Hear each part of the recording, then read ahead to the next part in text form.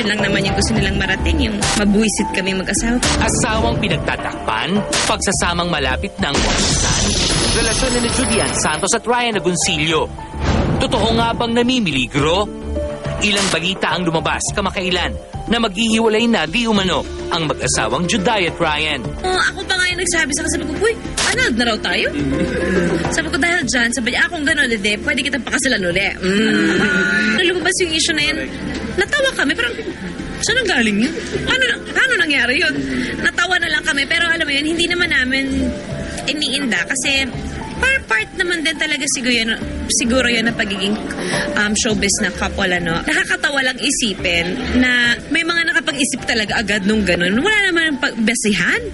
Pero okay lang, at least nasa utak nila kami. Ibig sabihin, nagpa-function ang mga pangalan namin sa utak ng bawat tao. Mariinding itinanggi ni Judian na may ibang babae si Ryan. Partikular na ang pagkakalink ng kanyang asawa sa kasamahan nito sa Itbulaga na si Isabel Daza. Si Bel naman eh. Siya na yung reason. Third part. Ano ba yan? Patawarin niyo naman yung bata. Sus Mariosep naman. Nag-i-enjoy lang yung bata sa ginagawa niya. At saka isa pa, si Bel, napaka-charming na babae niya. Napaka-sarap kausap. I love her. Bilang Daza siya, mahal ko ang buong pamilya niya dahil masarap sila magluto.